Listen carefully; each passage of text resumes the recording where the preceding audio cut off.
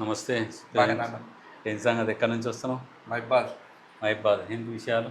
ఏముందన్న correct time వార్తల టైంకి వచ్చినావుగా. Correct ఈయన ఫోటో తీయగానే వచ్చినావు. ఏంది ఇది ఒకసారి ఇందాము. ఈ రోజు మమ్మల్ని మా పార్టీని మా కార్యకర్తల్ని ఎవరెవరైతే వేధిస్తున్నారు, నేను మా నాయకులందరికీ చెప్తున్నా, వాళ్ళ పేర్లు రాసి పెట్టుకోండి. మళ్ళీ మన గవర్నమెంట్ వచ్చిన తర్వాత అన్ని లెక్కలు రివెంజ్కి రెడీ 1000% అన్ని లెక్కలు తెలుస్తుంది. ఎందుకంటే ఒక ప్రైవేట్ సైన్యం లాగా పనిచేస్తాం. ఇవాళ పోలీసులు ఈ రాష్ట్రంలో హరీష్ రావు గారిని పట్టుకొని ఒక కాంగ్రెస్ నాయకుడు పోయి ఇక్కడ నుంచి ఒక మాజీ ఎమ్మెల్యే పెట్రోల్ పోసి తగలబెడతానన్నాడు. Siddipet commissioner of police case పెట్టాలా ఒక ఈరోజు వరకు కేసు లేదు. అడిగారు మా వాళ్ళు, మా నాయకుడిపై. ఇగో ఇప్పుడు ఈ రకంగా బెదిరిస్తున్నాడు అధికారులని. అధికారంలో లేనప్పుడే బెదిరిస్తున్నాడు.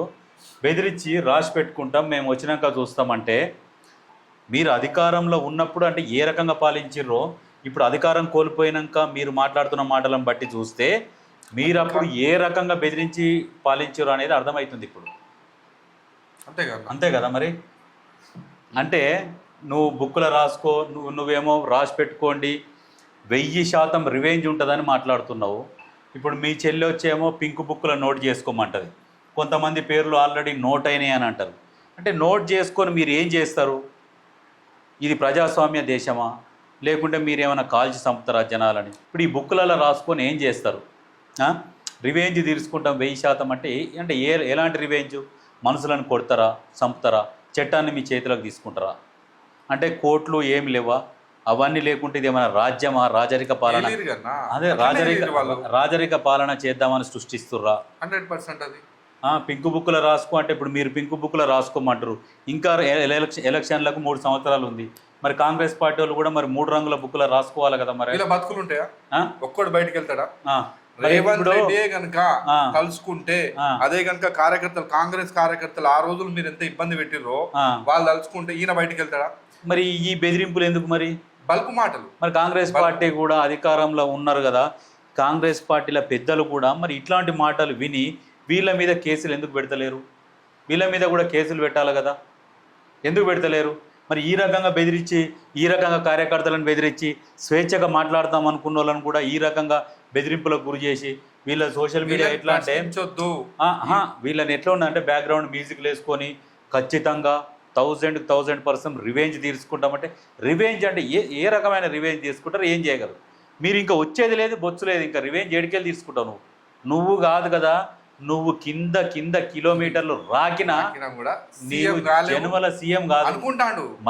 మంత్రి కూడా కాలేవు. కేటీఆర్ చెప్తున్నాం కదా, నువ్వు జన్మల మంత్రి కాలేవు. ఒకవేళ నువ్వు మంత్రివి కావాలి అనుకుంటే సీఎం కాదు, ఏదన్నా పార్టీలో పోయి జైన్ అయ్యి, అధికారంలో ఉన్న పార్టీలో పోయి జైన్ అయితే మంత్రి పదవి వాళ్ళు ఏమైనా భిక్ష పెడితే నీకు ఇస్తుండొచ్చు, కానీ నీ అంతలో నీకు మంత్రి పదవి అనేది మీ పార్టీ నుంచి మాత్రం అస్సలు జరగదు. ఇంత అహంకారం, అంత అహంకారం, బలుపు మాటలు. ఏం పెట్టుకుంటావు? మొన్న రజతోత్సవ సభ జరిగింది. సభ జరిగినప్పుడు ఈయన తర్వాత జిమ్లకు వచ్చి ఏదో ఎక్సర్సైజ్ చేసి ఈ నడుములు పట్టుకుందని చెప్పేసి నువ్వే ట్విట్టర్లో ఎక్స్లో పోస్ట్ చేసినావు.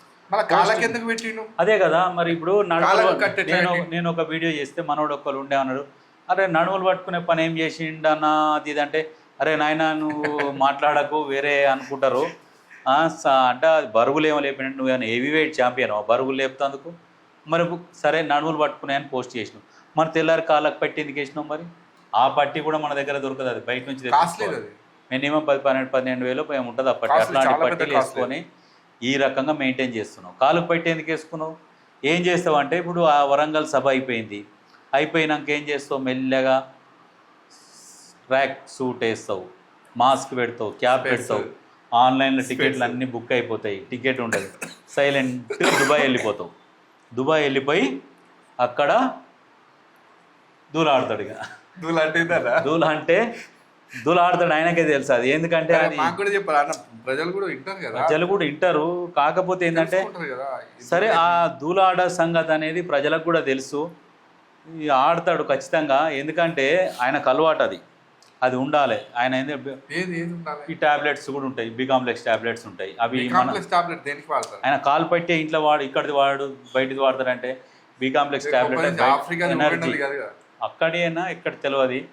అవి అట్లాంటివి వాడుతందుకు అక్కడికి పోతాడు, మంచిగా వాడతాడు, వస్తాడు. అక్కడ ఏంటంటే ఇక్కడ లీగల్ ఆ బీ కాంప్లెక్స్, ఇక్కడ ఆ బీ కాంప్లెక్స్ లీగల్ కాదు, ఇక్కడ ఇల్లీగల్. కాబట్టి అక్కడ పోయి వాడి మంచిగా దులాడి మంచిగా ఎంజాయ్ చేసి, నాకు అర్థం కాలేదు దులా అంటే ఏంది చెప్పు. దులా అంటే దులా అంతే, ఆట అది ఉంటుంది. ఆట ఆడి వీడికి వస్తాడు. అంటే 10 సంవత్సరాల తెలంగాణ ప్రజలను గొర్రెలను చేసి నీళ్లు నిధుల పేరు మీద దోసుకున్న డబ్బుతో ఎంజాయ్ చేస్తాడు అన్నట్టు. అంతేగా దుబాయ్లో కూడా హోటల్స్ ఉన్నాయి, బిజినెస్లు ఉన్నాయి. అవును, వాస్తవం. అన్నీ కవితకు ఉన్నాయి, ఉన్నట్టు కదా. అందరికీ ఉన్నాయి. ఈ కవితకు ఒక్క ఆమెకు కాదు, కేటీఆర్కు ఉన్నది, హరీష్ రావుకు ఉన్నది. ఎవరి ఛానల్ వాళ్ళకు ఉన్నది, ఎవరు మెయింటైన్ చేయాలి, ఎవరు గ్రూప్ వాళ్ళు మెయింటైన్ చేసుకుంటున్నారు. కవిత గ్రూప్ కవిత, కేటీఆర్ గ్రూప్, హరీష్ రావు గ్రూప్ హరీష్ రావు. ఇక హరీష్ రావు కూడా బీజేపీలో పోతున్నాడు అనే సమాచారం ఉన్నది. వాస్తవాన్న మొన్న ఫోటోలు కూడా లేవు పాపం. ఫోటోలు కూడా లేవు. ఫోటోలు లేవు, ఆయన కూడా కొంచెం దూరం పెడుతున్నట్టని. దూరమే పెట్టిర్రు, దూరం పెడుతున్నట్టు కాదు, పెట్టిర్రు. వాస్తవమైన సమాచారం ఏంటంటే ఒక 20 మంది రెగ్యులర్గా బీఆర్ఎస్ ఎమ్మెల్యేలు హరీష్ రావుతోనే టచ్లో ఉన్నారు. ఆయన ఎటు పోతే అటే పోదామన్న ఆలోచనలో వాళ్ళు ఉన్నారు.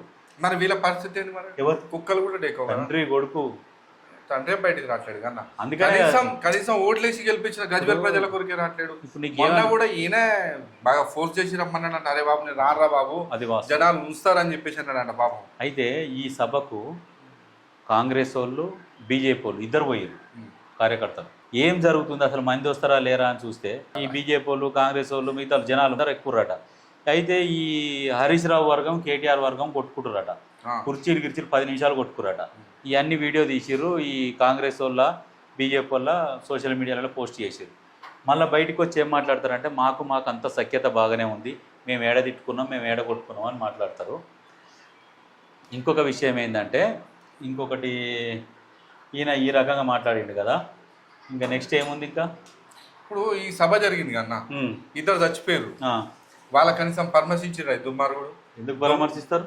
దుబాయ్ పోవడానికి టైం ఉన్నది, బయట రెస్ట్ తీసుకోవడానికి టైం ఉన్నది.